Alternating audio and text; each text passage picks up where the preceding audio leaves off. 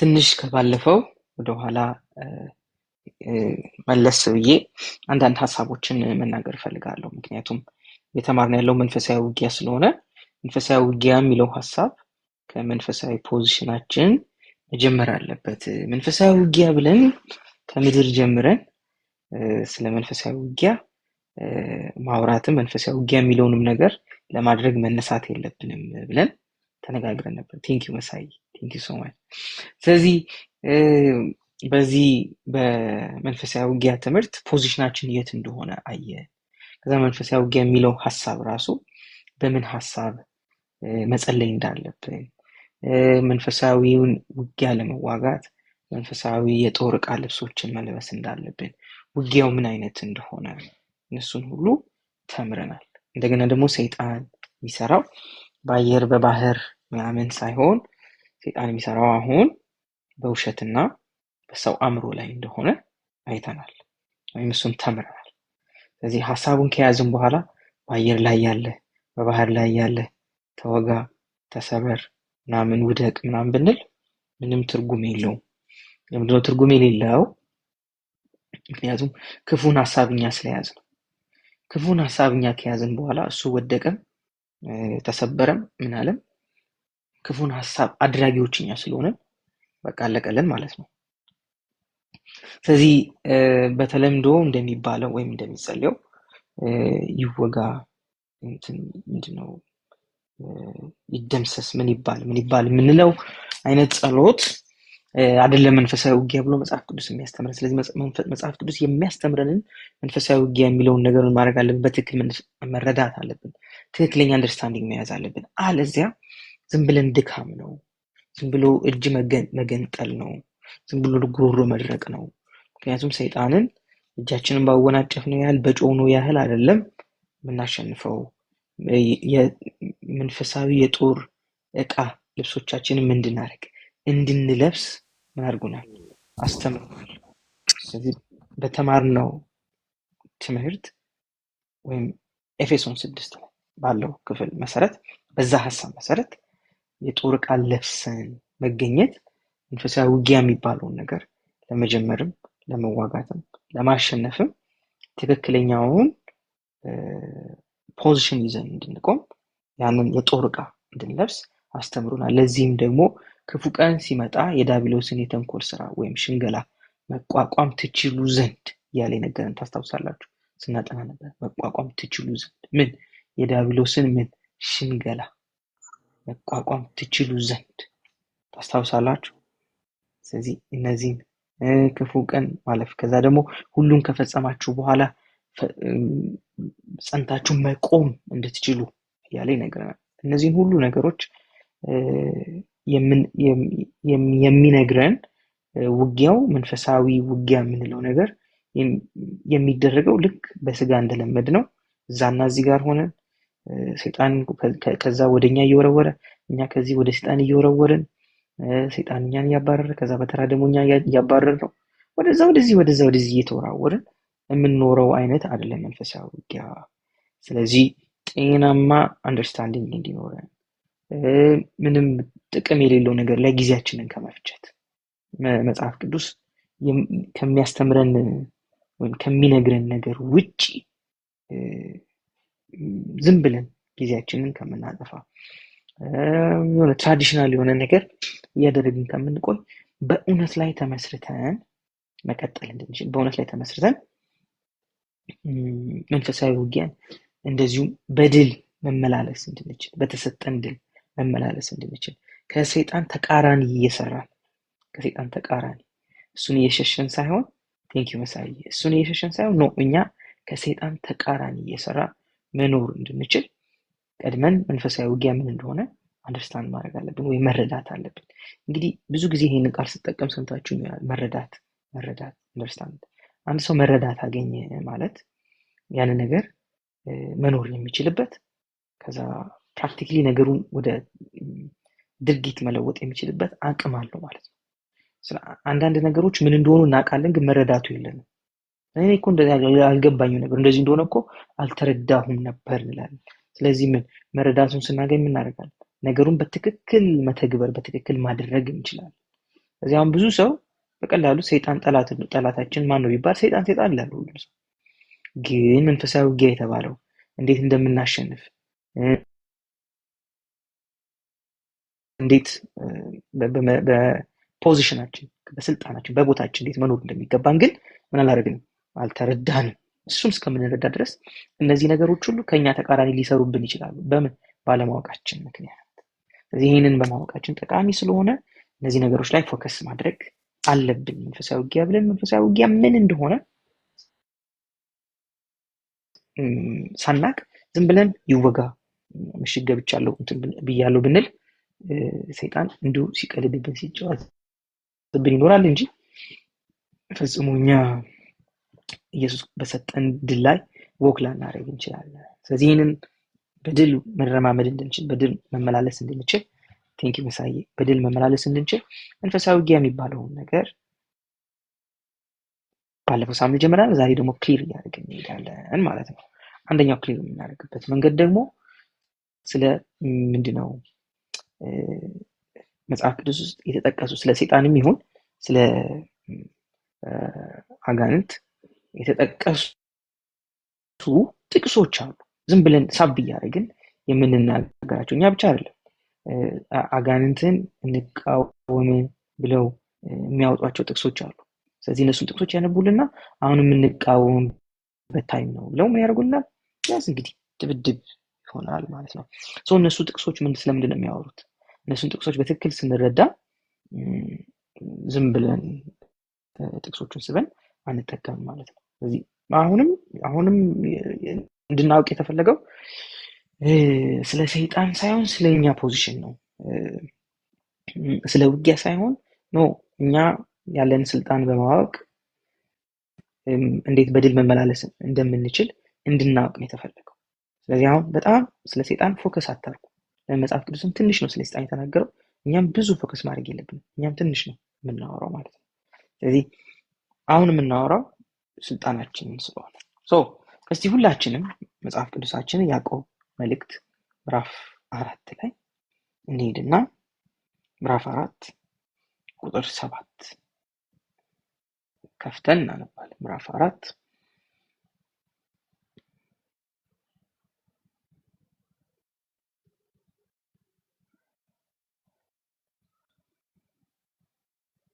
ምዕራፍ 4 ቁጥር 7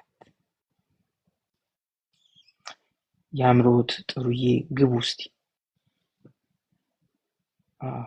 ጎሽት እዚህ እሺ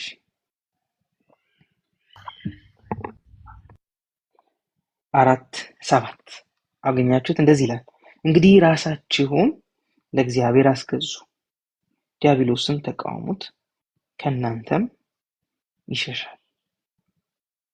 ዲያብሎስን ምን አድርጉት?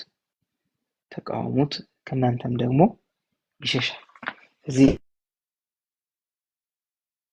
በተለምዶ እንግዲህ አሁን ተቃወሙት ይላል እኮ መጽሐፍ ቅዱስ እና እንቃወም። ምን ብለን እንቃወም?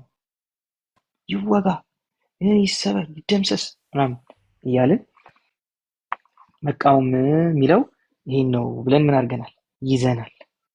ስለዚህ አሁን ማስተካከል ያለብን ይሄ ክፍል በመሰረቱ የሚናገረው ምንድን ነው? ለእግዚአብሔር ተገዙ አይደል የሚለው። እንግዲህ መጀመሪያ የሚጀምረው እንደዛ ነው። እንግዲህ ለእግዚአብሔር ራሳችሁን ለእግዚአብሔር አስገዙ፣ ዲያብሎስን ደግሞ ምን አድርጉት? ተቃወሙት። ተቃወሙት የሚለው ቃል ራሱ ተቃወሙት የሚለው ቃል ቀጥታ ከዚህ ከአማርኛ ወደ እንግሊዘኛ፣ ከእንግሊዘኛ ወደ ግሪክ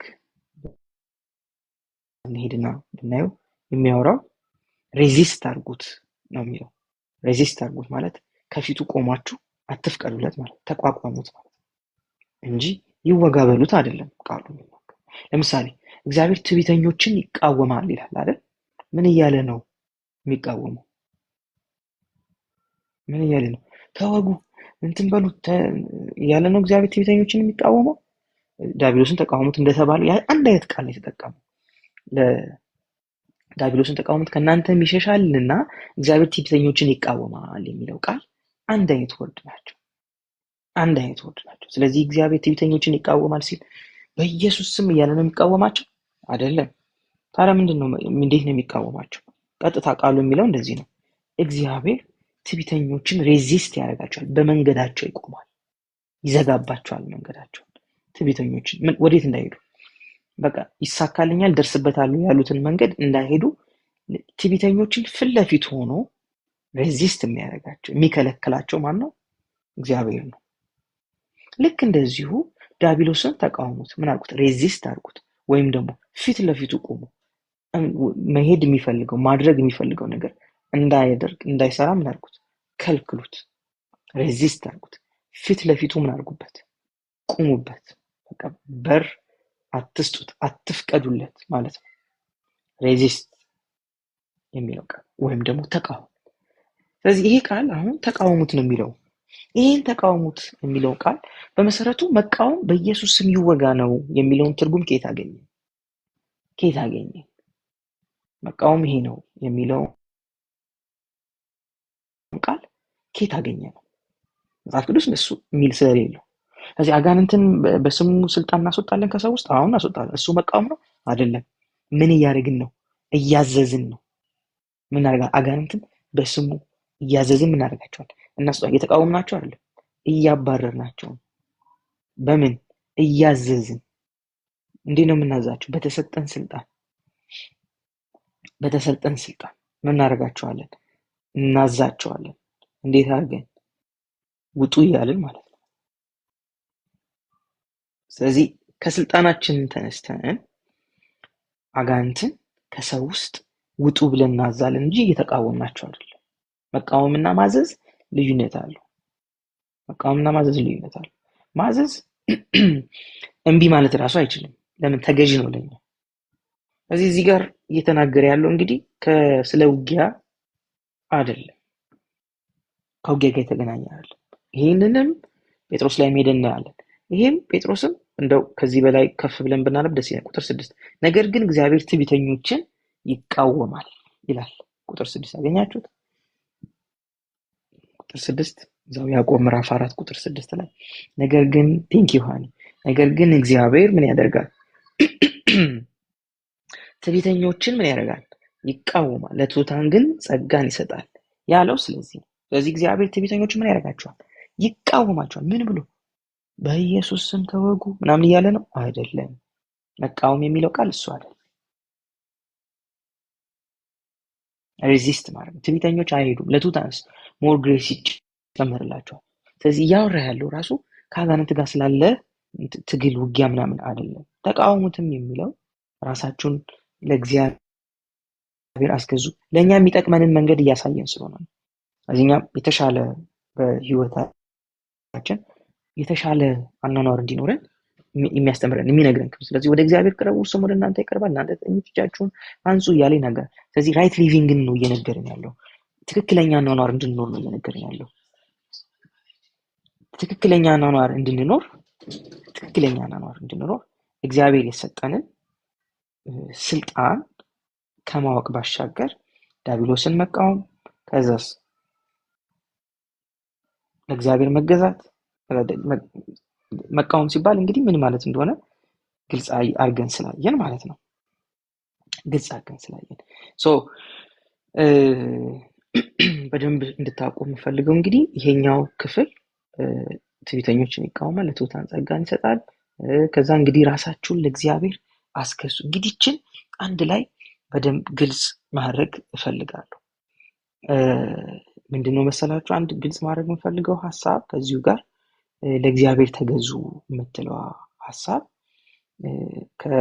ከምንድነው ከስልጣን ጋር ተያያዥነት ስላላት ማለት ነው። ከስልጣን ጋር ተያያዥነት ስላላት ይህንን ከስልጣን ጋር ተያያዥነት ያለው ነገር በትክክል ካላወቅን አሁንም በተሰጠን ስልጣን መጠቀም ስለማንችል ማለት ነው። አንድ እሱን እንትን ለማድረግ አይ ቲንክ ይሄ ስክሪን ረበሸን መሰለኝ። ትዙ ላስተካክለው ወይ? እሺ ነባዬ አስተካክለው። እሺ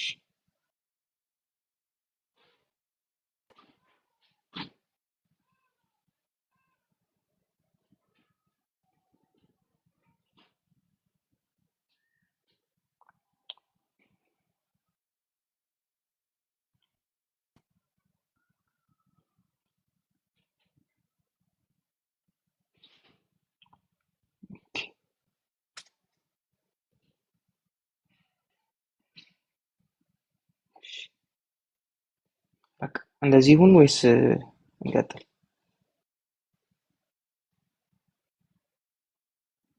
ነባዬ አንተን በትልቁ አድርገው ለታብልን ልጅ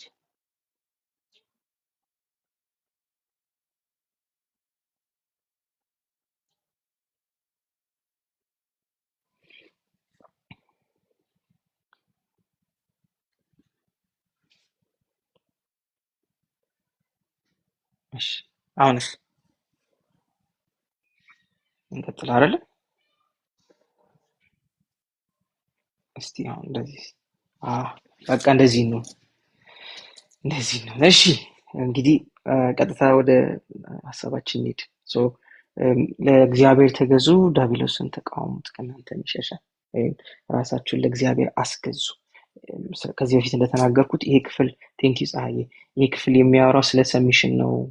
ሰሚት ማድረግ ማለት መታዘዝ ብቻ አይደለም፣ ከልብ የወጣ ለደስታ የሆነ መታዘዝ ነው ብዬ ነበር። ስለዚህ ለምሳሌ ይሄን ቤት አጽዳ ብባል እያጉረመረምኩ ላጸዳ እችላለሁ። ካጸዳሁ ታዘዘ ነው የሚባለው። ነባ ታዘዋል ነው የሚባለው። ግን እየዘመርኩ እልል እያልኩ ባጸዳ ግን ሰሚት አድርጓል ነው የሚባለው። መታዘዝ ብቻ አይደለም። ሰሚሽን ደስታ አለው። ሰሚሽን መታዘዝ ብቻ አይደለም፣ እልልታ አለው። ሰሚሽን ውስጡ በጎ ፈቃደኝነት አለው። ስለዚህ አንድ ሰው ከፍለን ብናጸዳው እያጉረመረመ ሊያደርግ ይችላል፣ ሊሰራ ይችላል እያኮረፈ። ስለዚህ ሰርቷል ስራውን፣ ምንም ጽድት አድርጎ ሊሰራው ይችላል። እግዚአብሔር ግን ሰው ተገዛ፣ ለእግዚአብሔር ተገዛ የሚባለው ነገሩን የምናደርግበትን ደስታ ይዘን ስናደርገው ነው ማለት ነው። ስለዚህ በዚህ ክፍል መሰረት ለእግዚአብሔር ተገዙ ሲባል ለእግዚአብሔር የምንገዛበት የምናደርጋቸው እያንዳንዷ ነገር በደስታ ማድረግ ስንጀምር ያ ሰው ምን አለት ይባላል? ለእግዚአብሔር ተገዛ ይባላል። ስለዚህ ራሳችሁን ለእግዚአብሔር ምን አድርጉ? አስገዙ። ከዛ ዲያብሎስን ምን አድርጉት? ተቃወሙት። ከዛስ ከእናንተ ደግሞ ምን ያደርጋል? ይሸሻል። ለእግዚአብሔር የሚገዛ ሰው ከሌለ ወይም ህይወታችን ለእግዚአብሔር መገዛት ካቃተው ዲያብሎስን ሬዚስት ብናደርገውም አይሸሽም፣ አይሄድም። ስለዚህ አንዳንድ ሰው ባለፈው ጠቅሰዋል፣ ጥያቄ ሲጠይቁ ነበረ እንትን ምንድነው አጋንንት የማያወጣባቸው ወይም ስናስወጣ እሺ የማይልን ምክንያቶች አንዱ ይሄ ነው። ለእግዚአብሔር የሚገዛ ህይወት የሌለው ሰው ውጣ ቢል ቢያዝ ቢጮህ ቀኑ ሙሉ ቢያደር ሁለተኛ ቀን ሶስተኛ ቀን ቢደግም አይወጣለትም። የማይወጣለት አንደኛው ሰውየው ለእግዚአብሔር የሚገዛ ምን የለውም፣ ህይወት የለውም። ለእግዚአብሔር ተገዙ። የሚቀድመው ነገር ዲያብሎስ ከእናንተ ከመሄዱ በፊት ወይም ከማዘዛችን በፊት ስልጣናችን ከመጠቀማችን በፊት ስልጣኑ የመጣበትን አካል ለመጣበት አካል ማድረግ አለብን፣ መገዛት አለብን። ለምሳሌ ያላችሁበት ሀገር ውስጥ ወይም እኛም ያለንበት ሀገር ውስጥ ለምሳሌ ትራፊክ ፖሊስ ወይም ደግሞ ወታደር ወይ ደግሞ ፖሊስ ሆኖ የበላዩን ማዕከብር የለም፣ ወይም የበላዩን ከላዩ ያለውን ስልጣን የሚንቅ አፈርሳለሁ ብሎ የሚነሳ ሰው የለም። ግዴታ ምን ማድረግ አለበት? ለዛ ስልጣን ምን ማድረግ አለበት? መገዛት አለበት። ምን እንዲሆን? የእሱ ስልጣን በትክክል እንዲያደርግ፣ እንዲሰራ። ስለዚህ ምን አድርጎ አለ? ራሳችሁን ለእግዚአብሔር ምን አድርጉ? አስገዙ። የመጀመሪያው ስራ ይሄ ነው። ራሳችን ለእግዚአብሔር ወይም ለእግዚአብሔር የተገዛ ህይወት ካለ እንግዲህ እግዚአብሔርን ማከብር ሰው በማን ኃይል ነው ሰይጣንን የሚያስወጣው? በማን ኃይል ነው ሰይጣንን የሚያዘው? እዚህ የሚቀድመው ምንድነው? ለእግዚአብሔር ምን ማድረግ ነው? መገዛት ነው። ለእግዚአብሔር የሚገዛ ህይወት ቴንኪዩ ሚናዬ። ለእግዚአብሔር የሚገዛ ህይወት የሌለው ሰው በማን ስልጣን ነው ሰይጣንን ምን ሬዚስት የሚያደርገው? በፍጹም። እዚህ ሰይጣንም ይሄንን ያውቃል፣ በደንብ ያውቃል። ለእግዚአብሔር የሚገዛ አይነት መመላለስ ወይም ደግሞ እንደዛ አይነት ህይወት ከሌለን እኛ ጋር የሆነች ቀዳዳ እንዳለች ያውቃል። ስለዚህ ምን ያደርጋታል? እሱን አድቫንቴጅ ይወስድበታል ማለት ነው። አድቫንቴጅ ይወስድበታል። ስለዚህ የምነግራችሁ ይሄ ክፍል ይወጋ ምናምን ስለሚል አይነት ክፍል አይደለም የሚያወራው። እሺ እንቀጥል እስቲ ጴጥሮስንም እንይ። ምክንያቱም እነዚህም ዝም ብለው እየተጠቀሱ እየተሳቡ እዚሁ አንደኛ ጴጥሮስ 2 ገጽ ስንገልጥ እናገኘዋለን። እንዲሁ ዝም ብለው የተሳቡ የሚጠቀሱ ጥቅሶች ከሰይጣን ጋር ምንም ግንኙነት የላቸውም። እንደውም ሞር ወደኛ ነው የሚጠቁሙት፣ ወደ ሰይጣን ሳይሆን። እሺ ጴጥሮስም እንግዲህ ይሄንኑ ቃል ደግሞልናል። ምዕራፍ 5 አንደኛ ጴጥሮስ ምዕራፍ 5 ይሄንኑ ቃል ደግሞልናል ጴጥሮስ።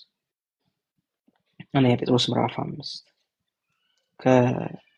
ከቁጥር 5 ጀምሮ እናንብበው። እሱንም እንደዚህ ይላል፣ ጎልማሶች ሆይ እናንተም እንዲሁ ለሽማግሌዎች ተገዙ፣ ሁላችሁም እርስ በርስ በመከባበር ትህትና ልበሱ። ከዛስ ምክንያቱም እግዚአብሔር ትዕቢተኞችን ይቃወማል። እዚህ ጋርም ይናገራል፣ እዛ ጋርም ይናገራል። እግዚአብሔር ትዕቢተኞችን ምን ያደርጋል? ይቃወማል። ምን ማለት ነው? ሬዚስት ያደርጋቸዋል፣ አይሄድም፣ በመንገዳቸው ይቆማል። ቃል በቃል ይሄ ነው ትርጉሙ። በመንገዳቸው ይቆማል፣ አይሄዱም። ለትሑታን ግን ምን ይሰጣል? ጸጋን ይሰጣል። ቁጥር 6 ስለዚህ እርሱ በወሰነው ጊዜ ከፍ እንዲያደርጋችሁ ከእግዚአብሔር ብርቱ እጅ በታች ራሳችሁን ዝቅ አድርጉ። እዛ ጋር ማስገዙ እንደሚለን እዚህ ጋር ምን አድርጉ? ዝቅ አድርጉ። ከእግዚአብሔር እጅ በታች ለእግዚአብሔር ምን አድርጉ? ተገዙ የሚለውን ሐሳብ ነው። ይሄም ደግሞ የሚነግረን ቁጥር 7 እርሱ ስለእናንተ ስለሚያስብ የሚያስጨንቃችሁን ሁሉ በእርሱ ላይ ጣሉት። ከዛስ ራሳችሁን የምትገዙ ሁኑ፣ ንቁም። ጠላታችሁ ዲያብሎስ የሚውጠውን በመፈለግ እንደሚያገሳ አንበሳ ወዲያ ወዲህ ይዞራል። የድሮ ትርጉም ዙሪያችሁን እንደሚዞር ወይም ዙሪያ እንደሚዞር አንበሳ ነው የሚለው፣ ግን የእኛን ዙሪያ አይደለም ብቻ በአጠቃላይ አንድ እንድናውቅ የተፈለገው። ቴንኪዩ ዲቪ፣ ቴንኪዩ፣ እንኳን ደህና መጣ፣ ጠፍተህ ነበር። እሺ ከዚህ ራሳችሁን የምትገዙ ንቁ፣ ጠላታችሁ ዲያብሎስ የሚውጠውን በመፈለግ እንደሚያገሳ አንበሳ ወዲያ ወዲህ ይዞራል። እኛን አይደለም የሚዞረን፣ ዝም ብሎ ይዞራል፣ ይሽከረከራል። እኛን አይደለም የሚዞረን። እዚህ አንዳንድ ሰዎች ምንድነው ይዞራቸዋል እኮ ይላል፣ አይልም። የታለ የሚለው? ይዞራቸዋል አይልም፣ እንደሚዞር ነው የሚለው። እንደሚዞር ምን? አንበሳ። አንበሳ እንዴት ነው የሚዞረው? በቃ ዝም ብሎ ሲዞር፣ ዝም ብሎ ፈዘዝ ያለ የተዘናጋ ምናምን ካለ ምን ያደርጋል? ይወስዳል ማለት ነው። ስለዚህ እኛን የሚዞር ሰይጣን የለም፣ ዝም ብሎ የሚዞር ነው።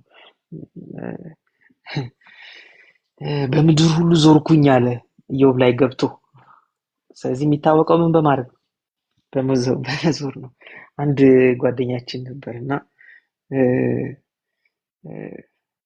በጣም የሚዞር ሰው ካየ የሆነ ቀን ውስጥ አንድ ሰው 2 ቦታ 3 ቦታ ካየው ኢዮብ ላይ እንዳለው ሰይጣን ምን ነው ዞርክ ይላል።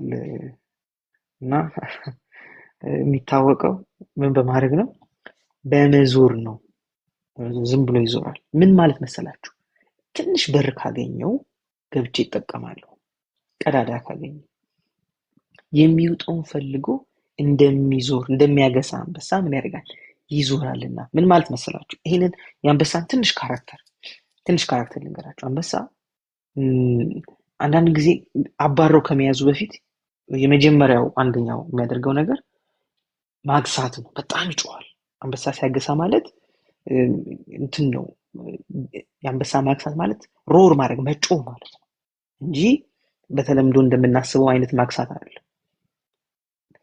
ሲያገሳ ልንገራችሁ፣ አንዳንዶቹ እንስሳቶች የዱር አራዊቶች ድምፁ የሚሰማቸው አጠገባቸው ያለ ያህል ነው። የድምፁ ኃይል አጠገባቸው ያለ ያህል ነው ሴንስ የሚያደርጉት እና አይሄዱም፣ ደነግጣሉ፣ ይንቀጠቀጣሉ። እንትን ይሄ ጦጣ፣ ዝንጀሮ ምናምን ዛፍ ላይ ያሉ ከርቀት ነው ያገሳው እሱ ሊወድቁ ይችላሉ ከዛፍ ላይ። እሱ አገሳ ማለት ሊትራሊ ሼክ ያደርጋሉ፣ ይንቀጠቀጣሉ። ሌሎች እንስሳቶች ደግሞ መሮጥ እንኳን ያቅታቸዋል። ፍሪዝ ነው የሚያደርጉት፣ እግራቸው ሁሉ ይንቀጠቀጣል። ሲያገሳ ማለት በጣም ልባቸው ሁሉ እስኪረድ ድረስ ነው የሚያገሳ። ስለዚህ ልክ እንደሚያገሳ ልክ እንደዛ አንበሳ የፈዘዘ ካለ፣ ስልጣኑን የተዘናጋ፣ እግዚአብሔር የሰጠውን ክብር፣ እግዚአብሔር የሰጠውን ስልጣን፣ እግዚአብሔር ያስቀመጠውን ቦታ የማያውቅ ያልተረዳ ፍዝዝ ያለ ክርስቲያን ካለ ምን ዝም ብሎ ይዞራል ለማየት። ምን ፈልጎ? የኦሪጂናል ትርጉሙ ላስረዳችሁ። ኦሪጂናል ትርጉሙ መዋጥ ብቻ አይደለም፣ ለማታለል ነው የሚለው። ለማታለል ነው የሚመጣው። እንግዲህ ልንገራችሁ፣ ሰይጣን የሚወጣው ክርስቲያን የለም። አንደኛ መጀመሪያ ማወቅ ያለብን የሚወጣን ሰይጣን የለም እኛ ክርስቲያኖች። ለምን? በእኛ ያለው ነው ከዓለም ካለው የሚበልጠው። ታሲት በቃ አለቀ፣ ዝግት አለቀ። ስለዚህ በእኛ ያለው በዓለም ካለው የሚበልጥ ከሆነ ትንሹ ትልቁን አይበላም፣ ትንሹ ትልቁን አያባርርም። ታዲያ ምንድን ነው እየነገረን ያለው? የሚፈልገው የተፋዘዘ ክርስቲያን ካለ ምን ለማድረግ? ለማታለል። ለማታለል ስልጣኑ የተሰጠውን ቦታ መንፈሳዊ ፖዚሽኑን የማያውቅ ቸል ያለ ሌላ ነገር ላይ አይኑ የፈዘዘ ክርስቲያን ካገኘ ምን ያደርጋል? ለማታለል ፈልጎ አንበሳ የሚውጠውን ፈልጎ እንደሚዞር ነው። እንደዛ አንበሳ ሰይጣን ደግሞ ሊውጠን አይደለም ሊውጠን የሚችል ምንም ኃይል የለም። እኛ ከእጄ ሊነጥቃችሁ የሚችል ምንም ኃይል የለም ብሏል። በቃ ሲዘጋ ኢየሱስ በቃ ማንም ነጥቆ ሊወስደን የሚችለን የለም። ይህም ክፍል የሚነግረን ራሳችሁን አስገዙ እናንተ ተገዙ እያለ ነው የሚነግረን። ለምን? እኛ እምቢ ካለን ብቻ ነው በር የምንከፍትለት ለሰይጣን። እኔ እምቢ ካልኩ ምን አድርገል ከፍቼ ያስገባዋለሁ ማለት ነው እንጂ ሰይጣንም መጥቶ ነጥቆ ሊወስደኝ አይችልም። እግዚአብሔርም ደግሞ በር ከፍቶ በቃ ሂድ እምቢ ብለኸኛል፣ አስቸግረኛል፣ ሂድ እንግዲህ ይለይል ብሎ አይለቀኝም እግዚአብሔር። ይህም ክፍል የሚናገረው የሆነ ኃይለኛ ሰይጣን እያባረረን የሆነ እየዞረን እንዲህ ተጨንቀን እንትን እንቅልፋትን ንቅት እያልን እንትን ምሽግ እየገባን ምናምን የምናመልጠው አይነት ሰይጣን የለም። እሱን የሳለብን ራሱ ሰይጣን የእግዚአብሔርን ቃል በትክክል በማያውቁ ሰባኪዎች ነው። የእግዚአብሔርን ቃል በትክክል ባልተረዱ ሰባኪዎች ሰይጣን ገዝፎ ተስሎብናል። በጣም ገዝፎ ከዚህ የሚውጠውን ፈልጎ እንደሚዞር አንበሳ ይዞራቸዋል ይላልና አይልም። ይዞራልና እንጂ የሚለው ይዞራቸዋልም አይልም። ይዞራቸዋል ማለት እኮ ምንም በቃ ዋስትና የለንም። የሆነ ቀን እንትን ካልን ላጣርጎ ሊሄድ ነው ማለት ነው። እንደዚህ ደግሞ ከሆነ ሌባና ፖሊስ ነው የተጫወተን ያለው እኛና ሰይጣን። ስለዚህ ይሄ ምንም መጽሐፍ ቅዱሳዊ ሐሳብ የለውም፣ ምንም መጽሐፍ ቅዱሳዊ ግራውንድ የለውም። ስለዚህ ሰይጣን ባታለላቸው ውሸት በጨመረባቸው ሰዎች ተሰብከን ወይም በእነሱ ሰዎች ተነግሮን የያዝነው ሐሳብ ነው እንጂ አንድም መጽሐፍ ቅዱሳዊ የሆነ መሰረት የለውም። ይሄ ማለት ሰይጣን ምንም አይሞክርም ማለት ነው አይደለም። ይሞክራል። ይሄው እኮ እየነገረን ይሞክራል። ዝም ብሎ ቻንስ ካገኘው እያለ ምን ያደርጋል? በዚህም ይመጣል፣ በዛም ይመጣል፣ በዚህም ይሞክራል። ቻንሱን ፍለጋ ቻንሱን ይዞራል ብሎ ቀዳዳ ካገኘ ግብት ለማለት ማለት ነው። ገብቷችኋል ሐሳቡ አይደል? እዚህ ያንን በር ነው እንጂ የሚጠብቀው ያንን በር ነው እንጂ የሚፈልገው ኃይለኛ ሆኖ የሚረብሸን የሚያስጨንቀን አንድም ሰይጣን አንድም ኃይል እነዚህ ክፍሎች የሚናገሩት እነዚህ ክፍሎች የሚያሳዩን እነዚህ ክፍሎች የሚያሳዩን ዲያብሎስን ተቃወሙት ከእናንተም ይሸሻል የተባለው እጃችንን ዘርግተን በሰሜን የምትመጣ በደቡብ የምትመጣ በአየር ላይ የምትበር በባህር በጥልቁ ያለ ምናምን እያልን ይወጋ ይቆረጥ የምንለው አይደለም። ቴንክ ዩ መሳይ፣ ቴንክ ዩ ሶ ማች ብራዘር። እንደሱ የምንለው አይደለም። ፈጽሞ ከሱ ጋር የተገናኘ ሐሳብ አይደለም ይሄ ክፍል የሚናገረው። ስለዚህ ይሄ በተለምዶ እኛ ነው ብለን በገመት ነው እኛ እንደዛ ይመስለኛል ብለን በተረጎም ነው እንጂ መጽሐፍ ቅዱስ እንደሱ አይተረጎምም። አንደኛው የመጽሐፍ ቅዱስ አፈታት ወይም ደግሞ አተረጓጎም ዘዴ ይመስለኛል አይደለም። ስለዚህ በይመስለኛል የሚፈታ የእግዚአብሔር ቃል የለም። እንደዛ መሰለኝ ተቃውሙት ማለት ታዲያ ምንድን ነው ምናምን የሚባል መጽሐፍ ቅዱስ አፈታት የለም። ተቃውሙት ቴንክ ዩ መሳይ፣ ተቃውሙት፣ ሬዚስት አድርጉት፣ ተቃውሙት፣ ሐሳቡን አትቀበሉ ነው እምቢ በሉ ማለት ነው። በቃ ለምሳሌ ተነሱ ስል አልነሳም ካላችሁ እየተቃወማችሁ ነው። ቴንክ ዩ ብራዘር፣ እየተቃወማችሁ በቃ አልነሳም ለምን የምነሳው ምን ካላችሁ ሬዚስት አድርጋችኋል የኔን ሐሳብ ማለት ነው። የኔ ሐሳብ እናንተ ላይ እንዳይሰራ የኔ ፍላጎት ወደ እናንተ እንዳይመጣ ምን እያደረጋችሁ? ሬዚስት እያደረጋችሁ። ለምሳሌ ኢየሱስ እንዴት ሬዚስት እንዳደረገን ባለፈው ሳምንት አይተናል። ግን ከጴጥሮስ ጋር የነበራቸው ኢየሱስ እሞታለሁ በሶስተኛው ቀን እነሳለሁ ምናምን ሲል ጴጥሮስ ወደ ጎን ወሰደና ምን አደረገው? አይሁንብህ አለው። የወዳጅ ድምጽ አይደል ይመስል አይሁንብህ ለምን ሁለተኛ ብሎ ጴጥሮስ ራሱ ኢየሱስን ምን አደረገው? ገሰጸው ይላል። ኢየሱስም ዞር አለና ሂድ አንተ ሰይጣን የሰውን እንጂ የእግዚአብሔርን አታረግ አታውቅምና ብሎ ምን አደረገው? ተቃወሙ። አያችሁ፣ ሬዚስት ማለት ይሄ ሐሳቡን ነው እንጂ የምትቃወሙት። ሰይጣን ይወጋ ብትሉ ሐሳቡን እናንተ ከያዛችሁት ቢወጋስ ምን ትጠቀማላችሁ? ምንም አትጠቀሙ። ገመድ በኪሴ ይዤ ሰይጣን ይወጋ ብል ምን ዋጋ አለው? እኔ ወደ ራሴ ልሰቅል እየሄድኩ ምን ዋጋ አለው? ሰይጣን ይወጋል። ቴንክ ዩ ምሕረት የበዛል። ቴንክ ዩ ሶ ማች። ስለዚህ የመጽሐፍ ቅዱስ የሚያወራውን በትክክል አንደርስታንድ ማድረግ አለብን። ቃሎች ዝም ብለው እንደው በመላ አውጥተን እኛ እንዳለን ካልቸር እንደለመድ ነው አይደለም የምንተረጉመው። እሱ አይደለም፣ እንደሱ አይደለም መጽሐፍ ቅዱስን የምንፈታው። ስለዚህ ወደ እንግሊዝኛም ብንሄድ ወደ ግሪክም ብንሄድ የሚያወራን ሬዚስት አርጉት፣ አትፍቀዱለት፣ ሀሳቡን ወደ እናንተ አምጥቶ በእናንተ ላይ እንዲሰለጥን ሀሳቡ አትፍቀዱለት፣ እምቢ በሉት፣ ሬዚስት አርጉት። ስለዚህ እንዴት ነው ሬዚስት የምናደርገው? ሴጣን ላሳያችሁ። ልክ ኢየሱስ ጋር እንደመጣ ኢየሱስ እኮ የተነገረው ነገር እኮ ቆንጆ አይደል እንዴ? ማለት ጴጥሮስ ያወራው አይሁንብህ የሚለው አይደል? ደስ አይልም? ቴንክ ዩ መሳይ። ደስ አይልም? አይሁንብህ፣ አትሙት እኮ ነው እያለ ያለው። መልካም ነገር እኮ ነው እየነገረ። አይሁንብህ የሚለው ደስ ይላል እኮ፣ በጣም ደስ የሚል። አያችሁ፣ አሁን ቃሉ ጥሩና መጥፎ ስለሆነ አይደለም፣ ከየት እንደመነጨ ማወቅ ነው። ሀሳቡ ከየት እንደመነጨ ማወቅ ነው። ለዚህ ነው ለእግዚአብሔር ተገዙ የሚለው የመጀመሪያው ነገር። ለምን? ለእግዚአብሔር ከተገዛን ሀሳቡ ከየት እንደመነጨ ማወቅ እንችላለን። ጥሩና መጥፎ ስለሆነ ሳይሆን ሀሳቡ ከየት እንደመነጨ ማወቅ እንችላለን። አንድ ጊዜ ንገራችሁ፣ ፐርሰናል የራሴን ኤክስፒሪየንስ ይሄን ኤክስፒሪየንስ ንገራችሁ። አንድ ሰው መጣና አክቹዋሊ መጥቷልም ደወለና ምን አለኝ፣ ወደ ውጭ ሀገር መሄጃ መንገድ እኮ አለ፣ እንደዚህ ባረግልህ፣ ወረቀት ብልክልህ፣ እንደዚህ ብልልህ ምናምን፣ በቃ ቤተሰብን ይዘህ ብትሄድ ምናምን ውጭ ሀገር አሪፍ ነው ምናምን አለ። ከዛ ለምስል ሌሎቹ ፓስተሮች ምናምን አብረው የሚያገለግሉ ሰዎች እኮ እየደረሱ ይመጣሉ፣ እና አንተም ቢኖር ጥሩ ነው ምናምን አለ። ከዛ ቁጭ ብዬ ይሄን ሀሳብ ሳስበው እውነት ነው እኮ ምናምን ብዬ ልቤ ሊሸፍት ምናምን ሲል ራሴን አገኘሁት። ጥሩ የምትመስል ሀሳብ ነች፣ ነገር ግን ሀሳቧ በትክክል የእግዚአብሔር ሀሳብ አይደለችም። እግዚአብሔር ሀሳብ አይደለችም። ግን እንዴት አሸነፍኳት? እግዚአብሔር እኔ የሚፈልገኝ ቦታ፣ እግዚአብሔር እኔ ያስቀምጠኝ ቦታ ይሄ፣ ከዚህ ቦታ ምናምን ፈቀቅ አለ። ስለዚህ እኔ ቀድሜ እግዚአብሔርን ሀሳብ እኔ ስላወቅኩ የመጣው ነገር ይዞ የሚሄድ አልቻለም እንጂ ደስ የምትል ሀሳብ ነች። ነቅሎ ቢወስደኝ ኖሮ ደግሞ ምናልባት ሰው ሁሉ የሚያደርገውን ነገር እያደረግኩ ልኖር ይችላል። ይህን ነገር ግን እያደረኩ ላኖር ይችላል። የእግዚአብሔር ሀሳብ ውስጥ ግን ዘልቄ ላልቆይ ይችላል።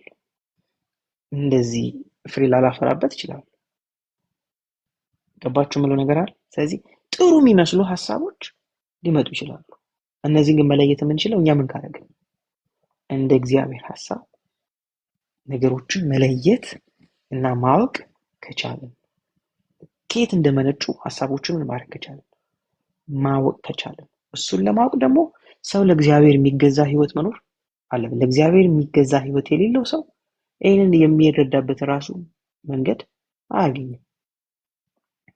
ወይም ራሱ ብስለቱ መንፈስ ቅዱስ ራሱ ይሄን ቢያቀብለው ራሱ አይሰማም። እዚህ ነው የምፈልግህ ራሱ ቢል አይሰማም ከእግዚአብሔር። ለምን? ለእግዚአብሔር የሚገዛ ህይወት ከሌለው ሰው እግዚአብሔር መገዛት ማለት እኮ ቀላል እኮ፣ እግዚአብሔር ለሚነግረን ነገር እሺ ብለን ታዘን መኖር ማለት ነው። እግዚአብሔር ለሰምተን ለዛ ነገር መልስ መስጠት ማለት ነው እንጂ ሌላ ነገር እኮ አለ። እግዚአብሔር መገዛት እኮ ሌላ አይደለም። በጣም ሲምፕል እኮ ነው እግዚአብሔር መገዛት። የነገረን ነገር አድርገን። ስለዚህ ዛሬ ቤት ቆየ ጸልይ ምናምን ካለኝ እሺ ብዬ ቤት ከቀረው ለእግዚአብሔር የሚገዛ ሰው ማለት ነው። ዛሬ ደግሞ ቸርች ሂድና በጊዜ ሂድና ይሄን ስራ ደግሞ ካለኝ በቃ ለእንትና ደውልና ጸልይለት ካለኝ ይሄን ካረኩ ለእግዚአብሔር የሚገዛ ህይወት እኮ ማለት ይሄ ነው። ኮምፕሊኬትድ እኮ አይደለም ለእግዚአብሔር መገዛት። ለእግዚአብሔር መገዛት እኮ ጫካ ውስጥ ወንጌላዊ ሆኖ መሄድ አይደለም። እንደሱ እኮ አይደለም መገዛት ማለት። ወይ የሆነ ላይ ምንድነው መድረክ ላይ ቆሞ ጌታ እንደዚህ እያለኝ ነው ምናምን ማለት አይደለም። እያንዳንዷን እርምጃችንን ለእግዚአብሔር መታዘዝ ስንጀምር፣ እግዚአብሔር የሚታዘዝ ቴንኪዩ ለዚህ ለእግዚአብሔር የሚታዘዝ እርምጃዎችና አኗኗር ሲኖረን በቃ ታሲት በቃ ቀላል ነው ለእግዚአብሔር መገዛት። እንደዚህ አይነት ለእግዚአብሔር የሚገዛ እንደዚህ አይነት ለእግዚአብሔር የሚታዘዝ ህይወት ሳይኖረን ወይም እንደዚህ ሳንሆን የዲያብሎስን ሽንገራ፣ የዲያብሎስን ተንኮል ስራ፣ የዲያብሎስን ውሸት መቋቋም ሬዚስት ማድረግ አንችልም። ለምን? እውነትን ከምንሰማበት ከእግዚአብሔር ተለይተናል። እውነትን ከምንሰማበት ከእግዚአብሔር ናርቀናል፣ ርቀናል። ስለዚህ እንዴት አድርገን ውሸትን እንቃወማለን? እንዴት አድርገን ውሸትን እናሸንፋለን? እነዚህ ጥቅሶች ፈጽሞ ስለ ይወጋ፣ ይቆረጥ፣ አናቱ እንትን ይበል፣ ይሰበር፣ ወገቡ ይወጋ ምናምን የሚል ሐሳብ የላቸውም። ስለዛም አያወሩ። ስለዚህ በጣም እንትን ይሄ መሰረት ይዘን መቆም ያለብን እግዚአብሔር እኛን በሰጠን እግዚአብሔር ለኛ በሰጠው ስልጣን ላይ። ስለዚህ ልንገራችሁ፣ ሰይጣን ምንም ያህል ኃይለኛ ይሁን፣ በቃ እችን ያዟት፣ ለዘመናችሁ በሙሉ ያዙት። ሰይጣን ምንም ያህል ኃይለኛ ይሁን፣ እናንተ የቆማችሁበት ስልጣን ታውቁታላችሁ ወይ? የእናንተን ስልጣን ታውቁታላችሁ? በቃ ይሄ ነው የሚያስፈልገው። በክርስቶስ ኢየሱስ እናንተ ያላችሁን ስልጣን ታውቁታላችሁ ወይ? ስልጣናችሁን ካላወቃችሁ ሰይጣን ትልቅም ይሁን ትንሽም ይሁን ያለው ኃይል ምንም ይሁን መሰቃየታችን አይቀርም። በጣም ነው በቃ እንደኛ የሚያሳዝን ሰው የለም። ለምን ካላችሁ ስልጣን ስለሌለን ሳይሆን ያለንን ስለማናቅ ነው የምንሰቃየው። እግዚአብሔር ስልጣን ስላልሰጠን አይደለም በፍጹም። እኛ ያለንን ስለማናቅ ሰፈር የምናደርገው። ሰው ያለውን አያውቅም ማለት ደግሞ የለውም ማለት አይደለም በፍጹም። ግን እንደሌለው ሰው ነው የሚኖረው። እንደሌለው ሰው ነው የምንኖረው ካላወቅን ስልጣናችን። ቴንክ ዩ ፋናይ። ስለዚህ እነግራችኋለሁ፣ ስለ ሰይጣን ስልጣን የሚሰብካችሁ የሚያወራችሁ ሰው አያስፈልጋችሁም። አሁን የሚያስፈልገን ስለኛ ስልጣን የሚነግረን ሰው፣ የተሰጠንን ስልጣን የሚያሳውቀን ሰው። አሁን ራሳችንን ይበልጥ በክርስቶስ ኢየሱስ ያለን ስልጣን በማወቅ ነው እኛ መብሰል ያለብን እንጂ ራሳችንን በዚህ መልክ ነው ማወቅ ያለብን እንጂ ሰይጣንን ስልጣን አወቅን ምን ዋጋ? ሁሉ ጊዜ እንደምናገር ስለ ጎልያድ ርዝመት፣ ጦር ክብደት፣ የጋሻ ክብደት፣ አለባበስ ብናጠና ምንም የምናመጣው ነገር የለም። ምንም። ግን ደግሞ ሰይጣንም ምን ላይ አቴንሽናችን እንደሚወስድ ያውቃል። ቴንክ ዩ ብራዘር። ምን ላይ አቴንሽናችን እንደሚወስድ ያውቃል። ምን ላይ መሰላችሁ የሚወስድ? ውጫዊ ነገር በማሳየት ይሸውደናል። ቴንክ ዩ ፀሐይ። እንዴት እንደሚያደርገን ታውቃላችሁ? ይመጣና ቁመት ያሳየናል፣ ችግር ያሳየናል። ከኛ በፊት የወሰዳቸውን ሰዎች፣ ያሸነፋቸውን ሰዎች፣ የበላቸውን ሰዎች። ለዚህ ነው ስለ ጎልያድ ሲነገር ይባላል ጦሩ ይሄን ያለው አንዴ ሲወረውር ሁለት ሰው አንድ ላይ አጣብቋል፣ እንደዚህ አልቋል፣ ገሏል፣ ግዙፍ ነው፣ ጋሻው ይሄን ያለው ክብደቱ፣ ልብሱ ይሄን ያለው። ስለዚህ ምን እንሆናለን? እሱን እየሰማን እንፈራለን። እኛ ደግሞ የራሳችንን ስልጣን ስለማናቅ ከኛ ጋር ያለውን ኃይል ስለማናቅ። የዳዊት ደግሞ ልዩነቱ ምንድነው? እሱ ደግሞ አብሮት የሚሰራውን ኃይል ምን ያውቃል። እዚህ ያ ትንሽ 14 ዓመት ልጅ ነው ዳዊት ጎልያድን ሲገጥም። በ14 ዓመቱ ወደ ጎልያድ እየሮጠ ነው ሄደው 3 ሜትር ተኩል ምናምን ይሆናል ጎልያድ ቁመቱ። የ14 ዓመት ልጅን አስቡት። ወደ ጎልያድ እየሮጠ ሄደ ነው የሚለው። ምንም ፊር የለውም በውስጡ። እርግጠኛ ነው መጥቶ እንደሚጥለው። እዚያ የጎልያድ አለባበስ እንደዚህ ነው። ዲያብሎስ የሚሰራባቸው 9 መንገዶች ምንም አያደርግላችሁ። እናንተ የምትሳኩበት አንድ መንገድ ይበቃችሁ።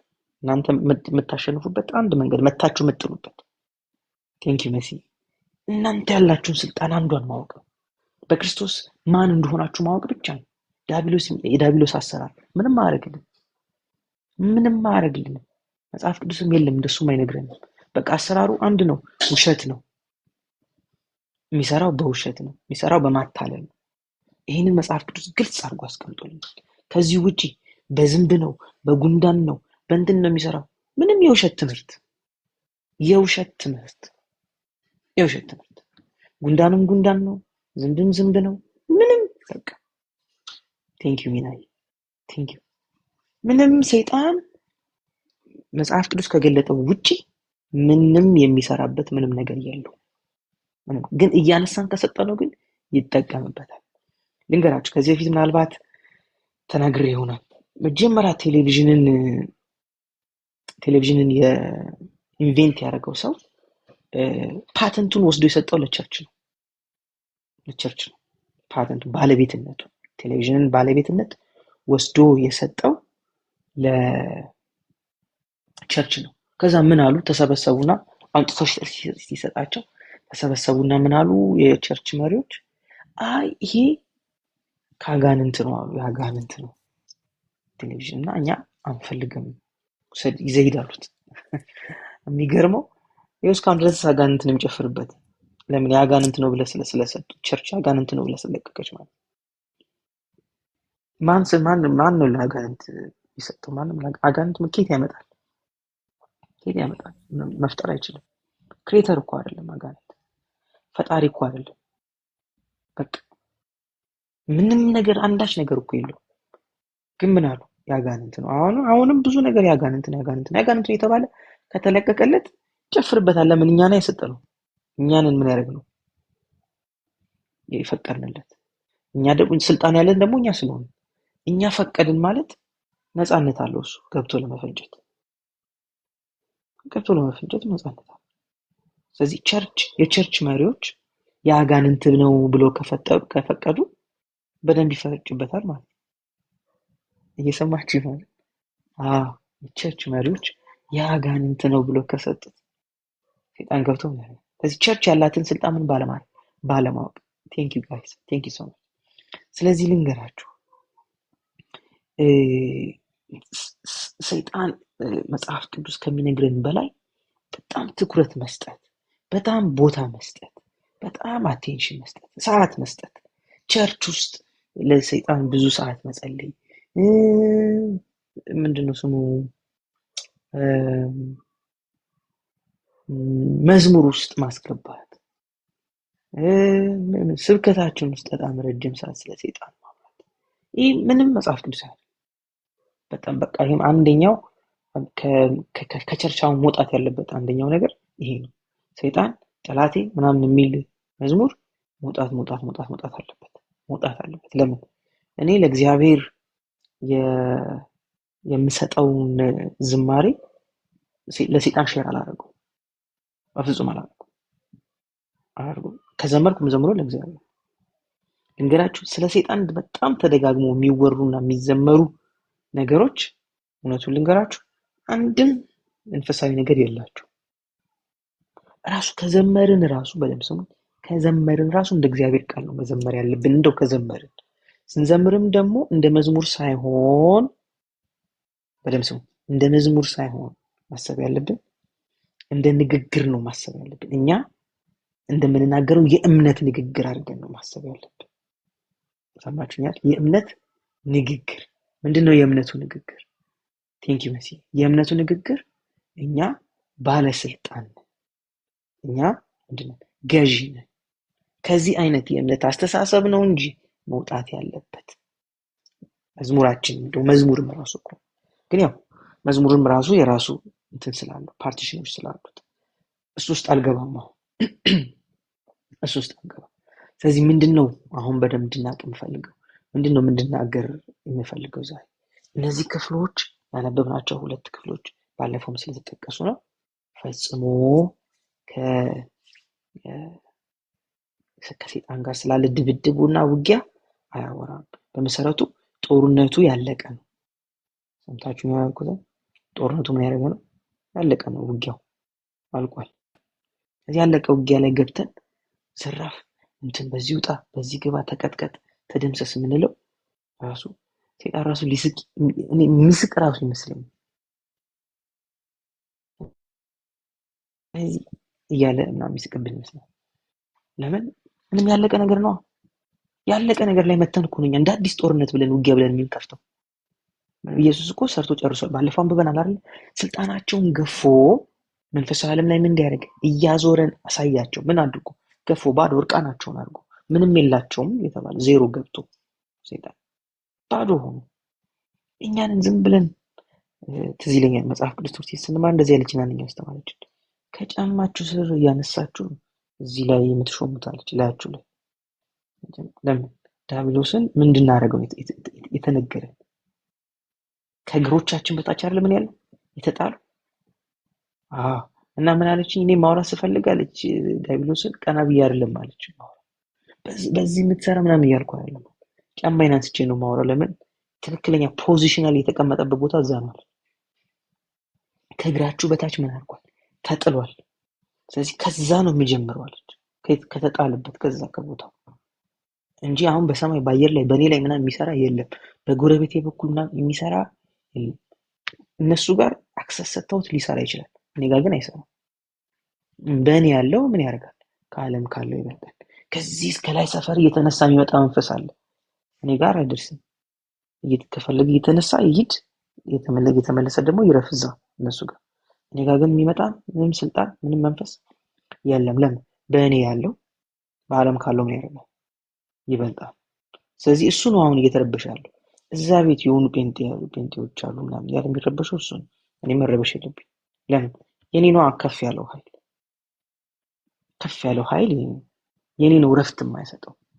ሰፈር ለቆ መሄድ ያለበት እሱ ነው። ስለዚህ ይሄ ጤናማ የሆነ መንፈሳዊ መረዳት ነው። በክርስቶስ ኢየሱስ ያለንን ስልጣን መረዳት። እኛ ያለንን ስልጣን ከተረዳን ለእኛ ቀላል ነው ወክ ማለት፣ ለእኛ ቀላል ነው እንደዛ መኖር። ግን አሁን ችግሩ እኛ አልተረዳንም። ስለዚህ ሰይጣን ምን ያደርገናል? ውሸቱ ብዙ ስለሆነ፣ የእሱ ማታለል ብዙ ስለሆነ፣ ሽንገላው ብዙ ስለሆነ ምን ያደርጋል? በማታለሉ በሽንገላው ምን ያደርጋል? በጣም ይጫወትብናል ማለት ነው ዙሪያችን። ስለዚህ የሆነ ሀገር ስንሄድ ከዚህ በፊት ነግሬያቸዋለሁ አይደል? የሆኑ አንድ ሰው ነግሩኛል። ምንድን ነው ልንገራችሁ በደንብ ቴንኪው ሚናይ። ህንድ ሀገር እንግዲህ ህንድ ብዙ እንትን ስላላቸው ጣዖቶች ስላላቸው ምን ብላ መጣች? ውጊያ አልቻልኩም ብላ ትምህርቷን አቋርጣ መጣች። የሰይጣን ውጊያ አልቻልኩም ብላ የት ሄደ ሰይጣን? እንትን አስቸገረኝ ሰይጣን ብላ የት ህንድ። እነሱ በዋሽንት እባብ ምናምን እንዲህ ሲያደርጉ ምናምን በቃ ሰው ሁሉም ነገር ዘንዶ እባብ እንትን ሰይጣን ዲያብሎስ ምናምን እያለች መማር አቃታትና ተጨንቃ መጣች። ምን እንደሆነ ታውቃላችሁ? መጽሐፍ ቅዱስ እንደሚለው ሰዎች አምላክ ብለው ቢጠሯቸውም ሰይመው አማልክት ቢሏቸውም እነሱ በስም ደረጃ አማልክት ተብሎ ተጠርተዋል እንጂ እንደ አንዳቸውም አማልክት አይደሉም። ለምን እንደሆነ ታውቃላችሁ? ያለው አንድ አምላክ ነው ያለው፣ እግዚአብሔር ብቻ ነው አምላክ። ስለዚህ ሌላ ሰይጣንስ አምላክ አይደለም፣ በባህሪውም አምላክነት የለውም። ስለዚህ እባብ በባህሪው አምላክነት የለውም፣ አምላክም አይደለም። ሰዎች ግን እንደ አምላክ አስበውት ሊያመልኩት ይችላሉ። እሱ ግን ምን የለው አምላክነት የለውም። ያለው አንድ አምላክ ብቻ፣ አንድ አምላክ ብቻ። ስለዚህ አንድ አምላክ ካለ የቱን ነው የምንፈራው? አሁን ያለንን እኮ ነገር ስለማናውቅ፣ ያለንን ነገር ስለማናውቅ እኔ ብዙ ጊዜ እናገራለሁ። መጀመሪያ እኔ ታይላንድ ብሄድ እላለሁ ወይ ህንድ ብሄድ የማደርገው የመጀመሪያው ነገር እዚህ ላይ እንደዚህ ዘንዶ አስደርጌ ዘንዶ ተወጋ ብዬ እንደዚህ ይዤ ነው የምቆመው ብያለሁ። በፎቶ ተነስቼ። ለምን? ምንም ያደረገኝ ነገር የለም እሱ፣ ምንም ያደረገኝ ነገር በቃ ብሄድ መጀመሪያ የማደርገው ይሄን ነው እላለሁ። ምንም በቃ ሰይጣን ይውላችሁ ከሁሉ በላይ የተጫወተብን አእምሯችን ላይ ሽንገላው ማታለሉን ያልቻው በጣም የተጎዳ ነው። በዚህ በጣም ብዙዎቻችን ፊር የያዘን ይውላችሁ የፊር ኦፍ ዴቪል እንዳለብን ምንም የለብንም። ያውም ክርስቲያን ሆነን ጴንጤዎች ሆነን በልሳን እየጸለይን እያገለገልን አንዳንድ ጊዜ ደግሞ በጣም ጌታ ከኔ ጋር ነው ያለው፣ የጌታ መንፈስ እንዲለኛል፣ ጌታ መንፈስ በእኔ ላይ አለ ምናምን እያለን እየጸለይን እያወራን ከዛ ልክ አጋንንት ከተባለ ዲመን ከተባለ ፊራችን ከፍተኛ፣ በጣም ከፍተኛ፣ በጣም ከፍተኛ። ድሮ አንድ ማውቀው አገልጋይ ምን ይለኝ ነበር? በጣም ስለ አጋንንት ከገሰጸና ከጸለየ ሌሊት በህልም ይመጣብኛል ይላል። ገና ማለት ፍርሃቱ ማለት ነው። እና ኔክስት ዴይ ምን ይላል? አይገርምም? በህልሜ እኮ መጣብኝ። እንዴት ምናምን ላም የሳቄ ሁሉ ይመጣል። እንዴት ምናምን ሲለው ረጅም ይላል፣ የአፋር እንትን ጩቤ መሰለ ይላል። በህልሙ ነው እንግዲህ እንዲህ ሊወጋኝ ሲል በኢየሱስ ስም ስል የነቃሁት ነው። አያችሁ? ይሄ ማለት ቀን ኦልሬዲ ምን አድርገናል? ሌሊት ይመጣል ብለን ምን አድርገናል? ቃል ሰጥተናል። ስለዚህ ይቀራል እንዴ? እሱ አይቀርም፣ ፈቅደንለታል ሌሊት እንዲመጣ። ስለዚህ እንደ በህልም እኮ አይደለም ራሱ በአካልም ያልመጣው ጌታ ስላለ እንጂ በአካልም ምን ያደርግ ነበር? ይመጣ ነበር። አያችሁ፣ አማኝ ንግግሩ ምን ያህል ኃይል እንዳለ ስለማናቅ፣ ምን ያህል ስልጣን እንዳለው ስለማናቅ የምንናገረውን ነገር ሰይጣን አክቲቭሊ እንደሚሰማና እንደሚጠቀምበት አናቅም።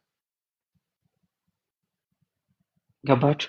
ልንገራችሁ፣ አሁን ደግሜ ልንገራችሁ፣ በዚህ ምድር ላይ እኛ ቃል ተናገርን ማለት በተለይ ደግሞ ክፉ ቃሎችን በትክክል አምነን አስበን ልክ እንደዚህ ሰውዬ ሌሊት ይመጣብኛል ምናምን ብለን አምነን ተናገርን ማለት ለሰይጣን ፈቀድለት ማለት ነው።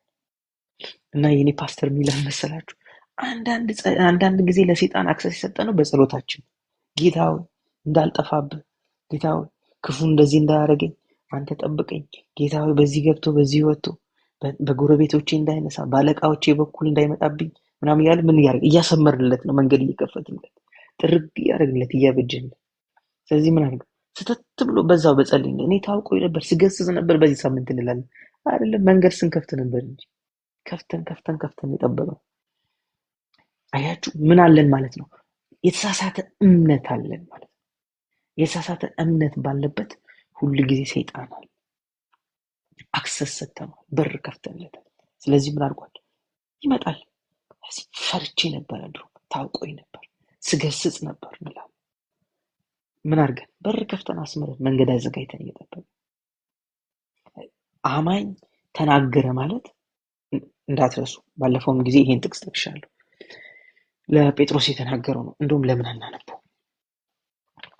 እሱን ክፍል እናንብብ ሁላችን። ቴንክ ዩ መሳይ፣ ቴንክ ዩ ሶ ማች፣ ቴንክ ዩ ጋይስ። ማቴዎስ ወንጌል ላይ ነው ሁላችንም።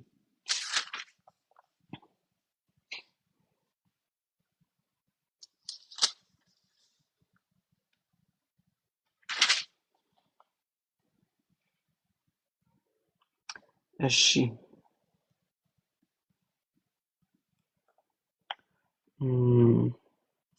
ማቴዎስ ወንጌል አይ ቲንክ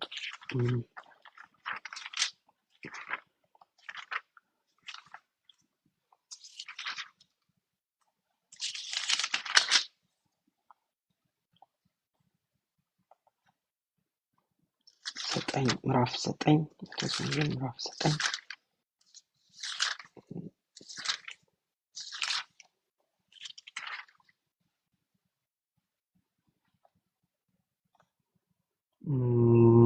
እሺ 10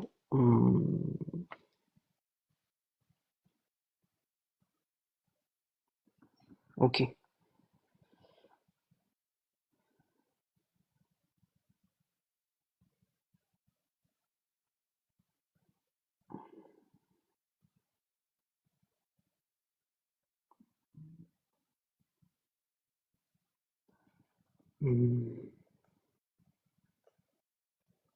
ኦኬ እስቲ ምዕራፍ 10ን ከአንድ ጀምሮ እናንብቡ። ኢየሱስ 12ቱን ደቀ መዛሙርት ወደ እርሱ ጠርቶ እርኩሳን መናፍስትን እንዲያወጡ ከዛስ ደዌንና ሕመምን ሁሉ እንዲፈውሱ ስልጣንን ሰጣቸው። ይሄ ከመስቀል በፊት ነው። ይሄ ኢየሱስ ከሞት ከመነሳቱ በፊት ነው። እርኩሳን መናፍስትን እንዲያወጡ ከዛ ደዌንና ሕመምን ሁሉም እንዲፈውሱ ስልጣንን ሰጣቸው። ስልጣንን ሰጠ። ኢየሱስ ነው የሰጠው። መቼ? ገና ከሞት ከመነሳቱ በፊት፣ ወደ መስቀል ከመሄዱ በፊት። እስቲ እንቀጥል። የ12ቱ ሐዋርያት ስም የሚከተለው ነው። መጀመሪያ ጴጥሮስ የተባለው ስምዖን፣ ወንድሙ እንድርያስ፣ የዘብዴዎስ ልጅ ያዕቆብና ወንድሙ ዮሐንስ፣ ፊልጶስና በርተሎሜዎስ፣ ቶማስና ቀረጥ ሰብሳቢ ማቴዎስ፣ የእልፍዮስ ልጅ ያዕቆብና ታዲዮስ የተባለው ልብድዮስ፣ ቀናናዊ ስምዖንና በኋላ ኢየሱስን አሳልፎ ሰጠው የአስቆሮቱ ይሁዳ ይልና እነዚህ 12ቱን ኢየሱስ እንዲህ ከሚል ትእዛዝ ጋር ላካቸው።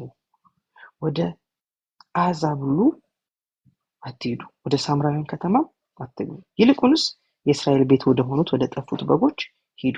ሄዳችሁም መንግስተ ሰማያት ቀርባለች ብላችሁ ስበኩ፣ በሽተኞችን ፈውሱ፣ ሙታንን አስነሱ፣ ለምጻሞችን አንጹ፣ አጋንንትን አስወጡ፣ በነፃ የተቀበላችሁትንም በነፃ ስጡ።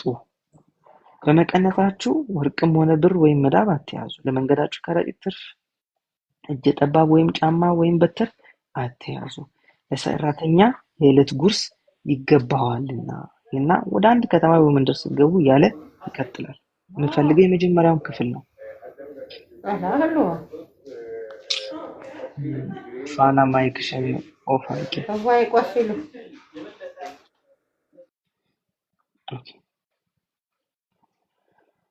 ኦኬ እዚህ ክፍል ላይ እንግዲህ እንደምናየው ስልጣን ሰጣቸው አይደለ?